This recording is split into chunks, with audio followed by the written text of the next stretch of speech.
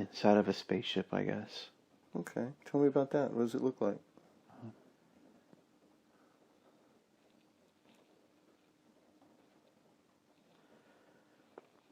Looks like Star Trek with a big screen, the main viewing screen. Hmm?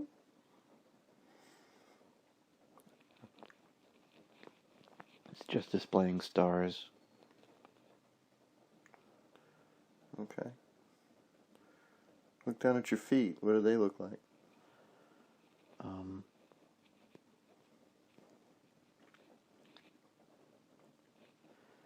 They have some kind of heavy, sleek boots. Okay. And on your legs, what are you wearing? Kind of,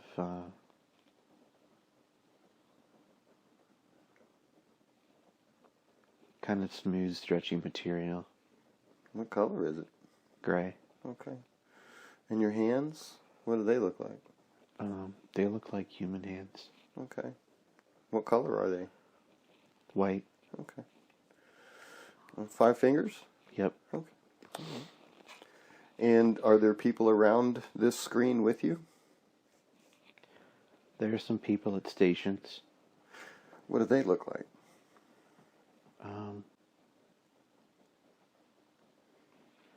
They look like people, but just subtly different in different ways. Like, facial features might be a little unusual. In what way?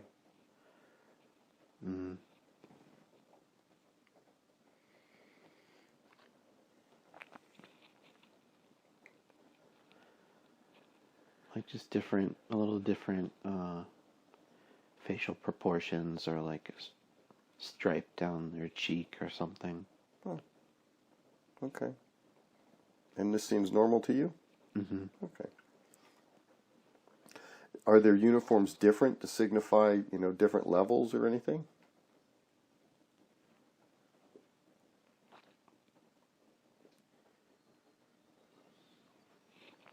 There are people with blue or red shirts. Oh. Okay. And what do the different colors mean?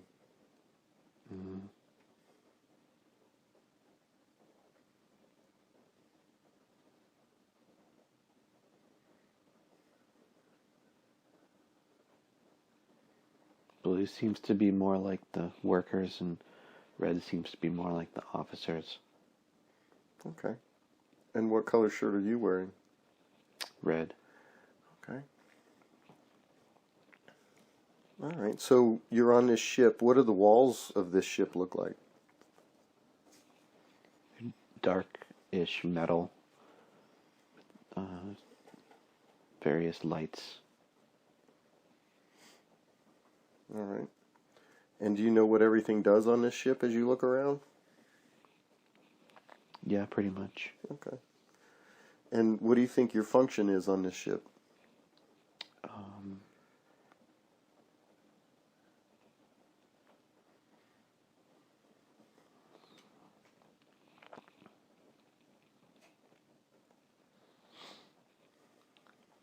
Some kind of science mission officer. Okay. All right. And do you feel like you're going anywhere specific? You're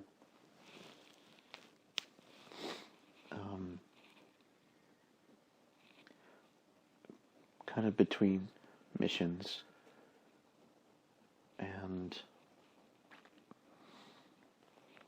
I have to make sure my equipment is all calibrated and ready from the previous mission.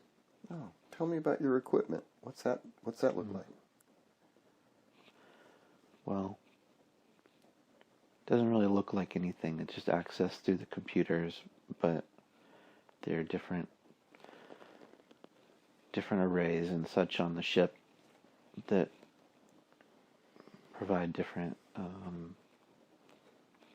sensing and scanning and energy collection and other things that are used to analyze. And when you're on mission, what are you analyzing? Stars. fly close to stars and analyze the plasma that comes off of them. And why are you doing that? We can tell the status of the star in terms of its cycles and health and eruptive tendency and things of that nature. Okay. All right. And do you feel like you do this a lot? Yeah, it's pretty routine. Okay. Do you analyze anything else besides stars? Sometimes gas giants, because they can be kind of like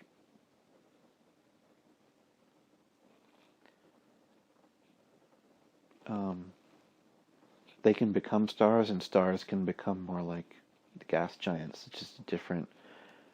So, however, the energy is situated in that system at the time, they can kind of turn on and off like light bulbs. Okay. And how many systems do you think you've analyzed? Just lots and lots. All right. And what do you do with this information? We report it to someone who helps to monitor the life on planets in different systems, so they can be managed according to potentially life-threatening circumstances from the stars in their system. So if people need to be moved, or there are ways of intervening with the star so it doesn't erupt, things of that nature. It's just helping to manage the requirements of life in different systems, and whatever the star is doing is kind of the biggest factor in that. Okay, so why is that important to you, to manage life on other planets? Because we kind of, it's kind of our role to monitor.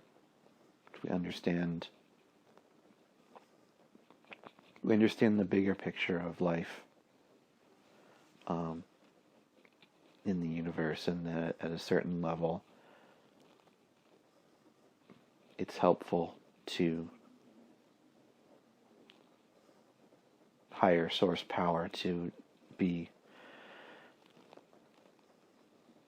actually physically helping,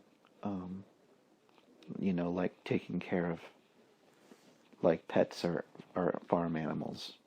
It's just there's stuff you got to do to take care of them, not necessarily for anything other than just to allow them to thrive. So maybe it's kind of like forest management too. You just want that ecosystem to thrive. Okay. And you say you understand the bigger picture of the universe. Mm-hmm. What is that to you? What's the bigger picture?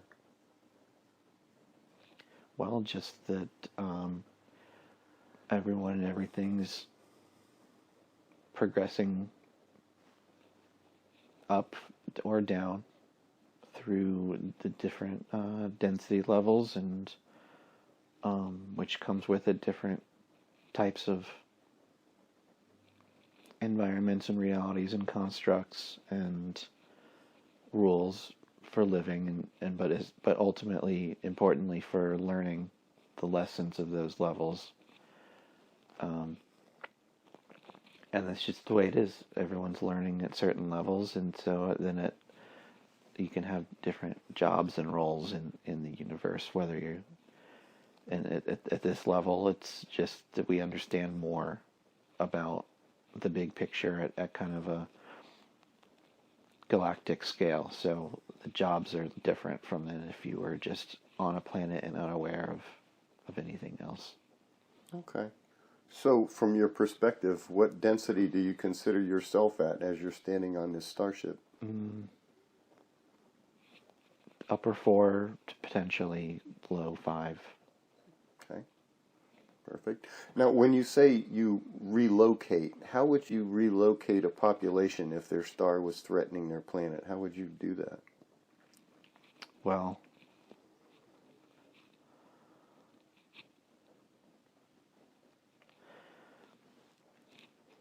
my sense is that that's when we kind of really need to call in higher density support, because it's not a matter of moving physical bodies. At that point, it's more about the physical life is going to be destroyed, but the souls need to be safely assisted to a new environment where they can continue where they are if they're interrupted, or but maybe some of them can go up, or maybe some need to go down. So there's kind of a sorting process when a planet is at that juncture. But yeah, the higher density life is needed to kind of manage that part. There's no way we would be able to really do much with that. Okay. You spoke about a sorting process. Who's doing the sorting? Well, the higher density collectives that can read energy better and understand what someone's requirements are for continued learning and growth, so they can find a new home for them. It might be with a large group of who they're coming along with, but there may be segments of a population that need one thing and another segment that needs another, so there can be some dividing and sorting. It's not all that everyone just goes to a new home. Okay. All right. And do you have any idea what galaxy you're operating in? It's the Milky Way galaxy. Oh, okay. All right. Do you have any idea what sector of the Milky Way galaxy you're operating in? No. Okay. All right. So let's move forward just a little bit to where something important is happening in this lifetime. And now you're there. Tell me about that. We're on the ship and we're watching a star that's anticipated to be erupting imminently. And all the preparations have been made for the different planets in that system, so there's nothing to worry about at this point, but we do get to kind of enjoy the show and do some further scientific observation and analysis along with it. But everyone's just kind of feeling like it was a job well done, and now for some period we get to observe the rapid changes of this star. Well, tell me about that. What happens? Well, is a yellow star, and it starts to form dark, very dark areas and reddish areas for a period.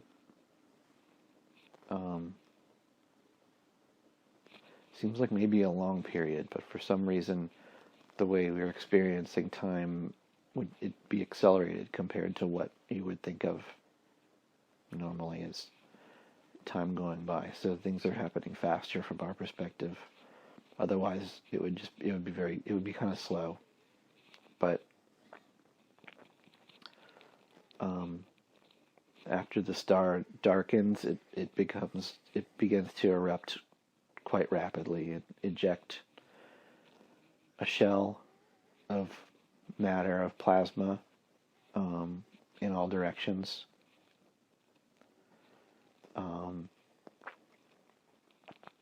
And the star is very, very bright.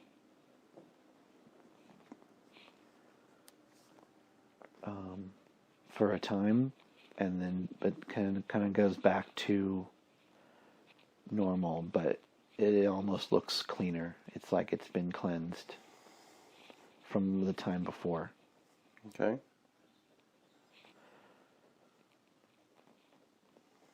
and then we can go to the planets to see what the impact was and what life remains, or what can be supported to become restored, and other people have those jobs to kind of go back down to a planet and see if life is returning, or exactly what is there to kind of assess the situation and help make it a nice home for either the people that are still there or maybe new people and so forth. Okay. And tapping into maybe some of these ascended collectives that you contact for assistance, do they have information on why this star did this cleansing process? What it was that initiated that, or why it occurred? Apparently it's just cyclical. Doesn't necessarily mean anything. Okay. All right. And what's the cycle? Do you have any idea what a cycle is? It varies. Varies quite a bit from star to star, which is why it may be important in my actual job to go and analyze the status of a star to understand the cycle that it has and where it is in that cycle, since it's so variable. Okay. All right. Have you ever been to a star that has Earth around it? Probably. Okay. All right. It may have been the one that we watched. I don't know. Okay. Is there anything else about that scene you want to discuss? No. Okay. So let's leave that and move once again to a time where something important in that lifetime is happening. And now you're there. Tell me about that. I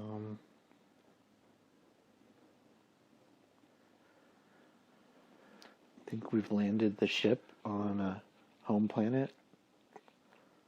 And it's just really pleasant to be back. Really feels like home. Okay. Well, what do you see around you? Tell me about the planet and the physical structures. It has kind of a pinkish sky instead of blue. Okay.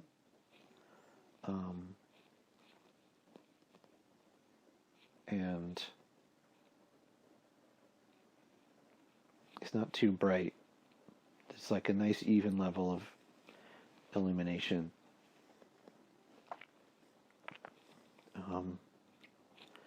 There are rocky terrains, but overall where we are now is kind of a city with constructed structures of sort of shiny metal and glass type. Okay. And transportation, what are you using to get around? People are just walking, but if you needed to go somewhere far, it wouldn't be hard to take like a small craft. And what are those? Do you have a small craft like that? No. They're just kind of available if you need them. Well, what do they look like?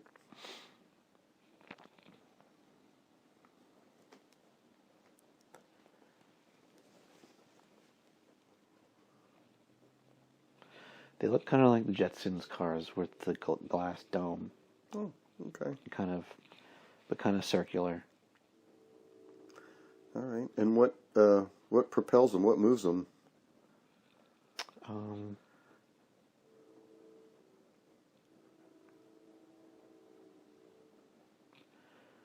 Just some sort of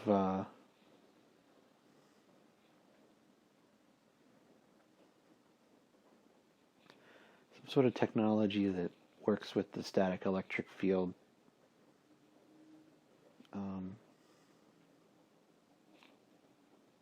In a way that just makes it no big deal to zip around. It's not flying, it's not aerodynamics, and it's not like propulsion either with with a jet or a rocket shooting out the back to make you go forward, but you kind of zip around. Okay. All right. And the city that you're looking at, tell me a little more about that. Roads or streets or what does all that look like? They're kind of wide open spaces where people are walking in tall buildings, maybe up to 20 stories tall. People are mostly walking around. People aren't really in a hurry. They kind of know what they need to be doing and where they're going, but it's not stressful. The crafts that you might use to go somewhere distant are kind of high up. They're not like flying down at surface level. Okay. All right. And do you feel like you're going somewhere as you're in this city? I feel like I just got, kind of got off of work for maybe a vacation after a long tour or whatnot. So I kind of have a lot of free time and I'm just taking it all in. Haven't decided where I want to go yet. Okay. Is there anything else about that scene you want to describe?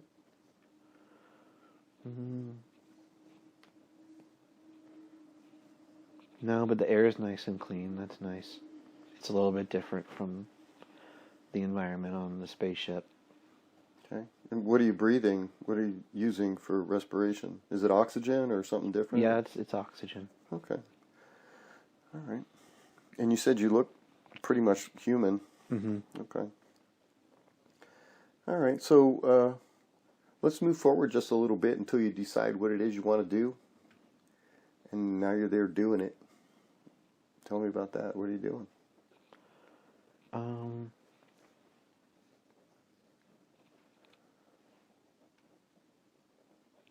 Spending some time with music. Different musical instruments and using computer technology to kind of mess around and record stuff and compose things. I think I've been thinking about it a lot on the ship, and I just wanted to relax and indulge my more artistic side after so much time spent with the scientific instruments and analysis and number crunching. What do these musical instruments look like? They're kind of unusual, and they have features that resonate, either metal or wood, but they also have electronic technology built into them. Okay. They have different shapes and sizes. Any strings, or do you got blow on them, or what? Yeah, all kinds. And they actually sound really nice. They don't sound they don't sound otherworldly necessarily. The music is... People like nice music no matter where you're from. It's not like on some other world it's all like craziness, weird sounding stuff. Okay. Well, I mean, there's weird music here. That's true. Okay. All right. So you do that for a period of time, and what do you do after that?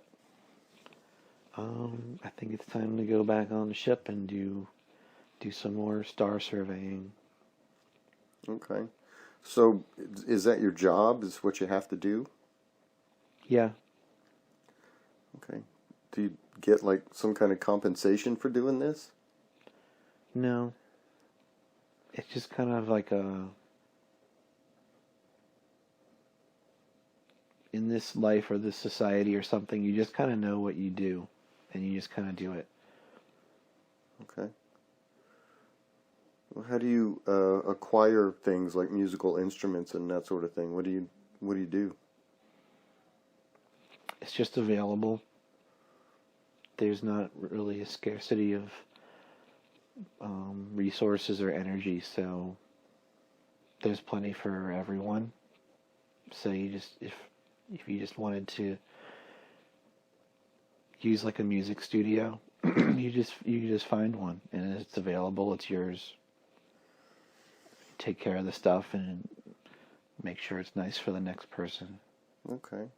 So on this planet, do you have a place where you call home? More or less, there's an apartment. Okay. And what do you have to do to be able to stay there? I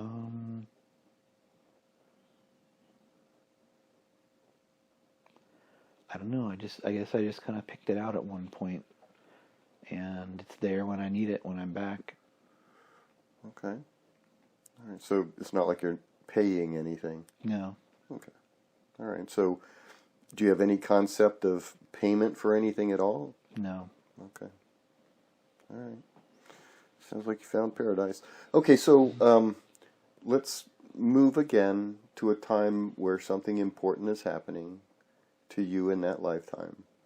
And now you're there. Tell me about that. Being recognized in front of a lot of colleagues for long, successful service in this scientific work. Okay. Why are they giving you this recognition?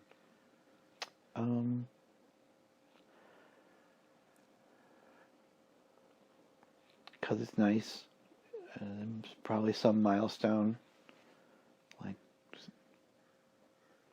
not like 20 years, but something equivalent to that. Just everyone gets recognized for dedication at a certain point, and people are very appreciative of each other and very appreciative of everyone's unique roles and gifts. So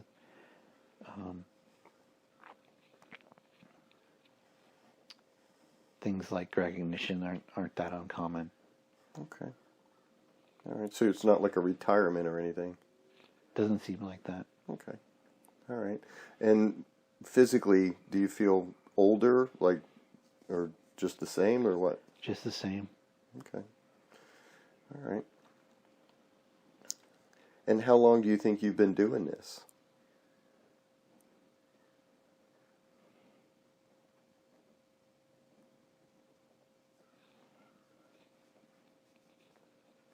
I don't know. Time has a different meaning, especially traveling across the galaxy and in different star systems, and the fact that their health and biology doesn't particularly age so linearly and rapidly, like we'd usually think about it. It's not really, it's hard to pinpoint what exactly a length of time is in a lifetime. Okay, that's all right. Okay, so you get this recognition. What happens next?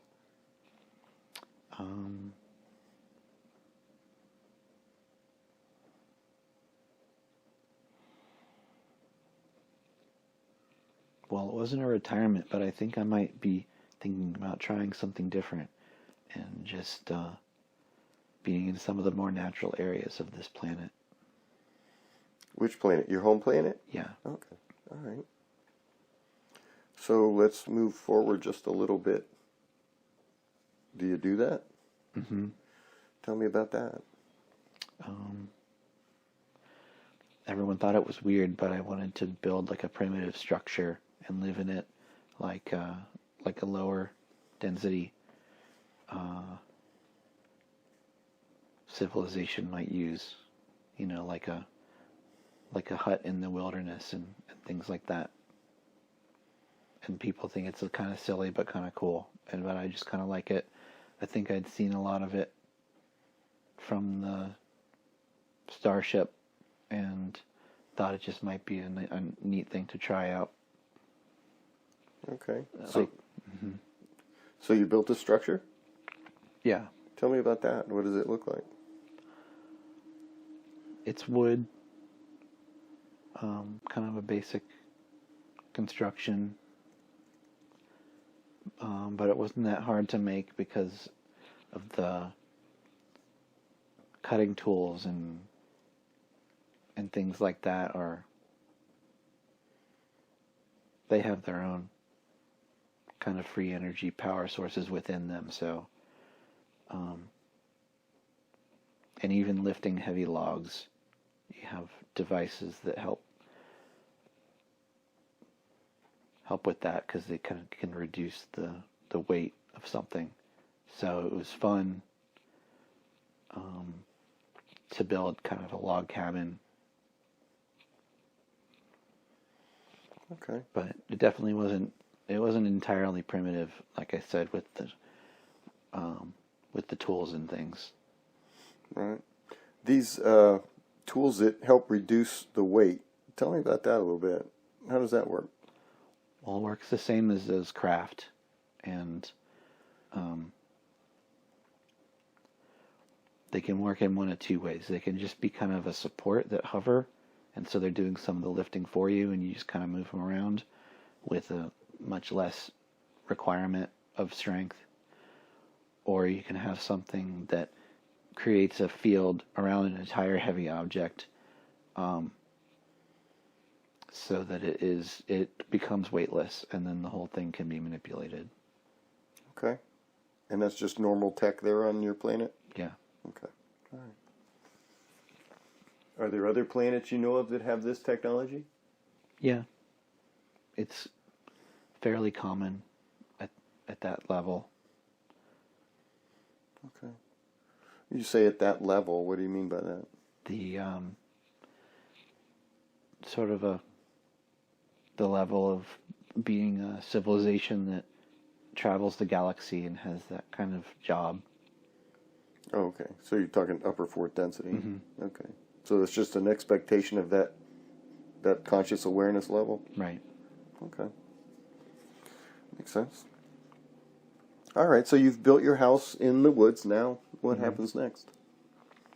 I like to hang out and look at the stars. The daytime doesn't entirely wash out the stars, but at night is quite spectacular as well. It's not that much different from being on the spaceship. Really, really clear, dark skies at night. Okay. You said that the sky is pink. Mm-hmm. What makes it pink? It has to do with the sort of the energy source of that system not being like a fiery yellow star, but kind of within the perimeter of like more like one of those electrically activated gas giants that's providing a sort of life-supporting, warm, diffuse energy rather than the hot light and heat energy from a regular star. So, would you say that the regular stars are younger than the star that you have illuminating your planet? Maybe. Yeah, maybe it's like maybe it's like a brown dwarf type thing. I don't know. Can't tell if it's older or just different. Okay. All right. Anything else about that area, that circumstance in the woods that you'd like to discuss? No. Okay, so let's move again one more time to something important happening in that lifetime for you. And now you're there. What's going on?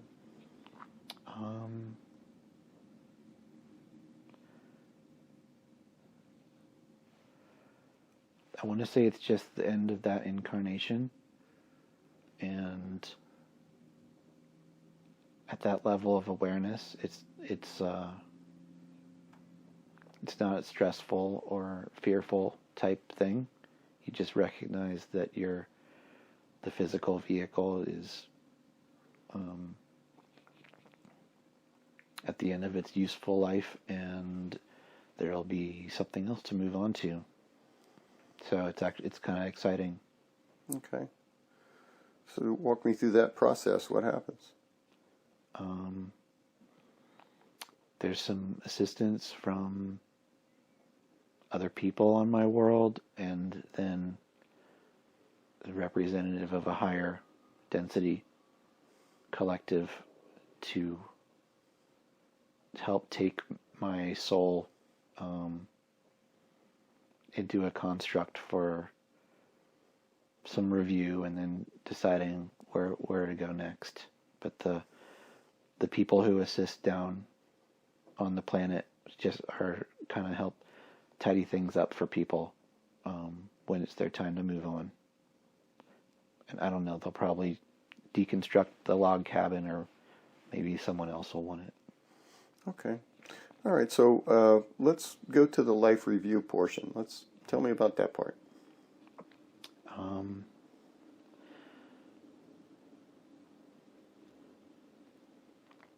Well, it was kind of an intellectual life, and there are some nice scientific discoveries that I made through, really focusing my mind on analyzing the different things that we visit in the galaxy, and that was kind of is kind of a less emotional lifetime and more of interest of the mind. It's to discover things and think about things and make scientific discoveries and help practically in the capacity needed. It wasn't so much about family and emotional growth and things of that nature in that life. Okay. So now that the review's over, what happens?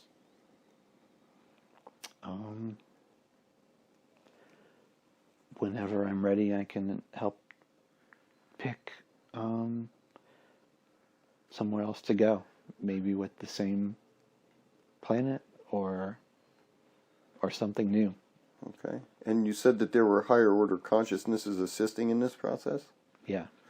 Okay. And what is their role in all of this? Well, they help you understand. They can see your whole life at once, so they can help you quickly understand what you need to from that experience, and they're kind of related to the people that help sort souls into new environments, so they can also kind of see where you might need some healing, and then where you might be best served as far as your requirements for continued learning could be. Okay, so what do they suggest you do? They kind of think I should pick something harder next time. It was not that it was anything wrong with it, but that was kind of an easy one. An important job, for sure, but I think I might be ready for a new challenge. And what do you choose?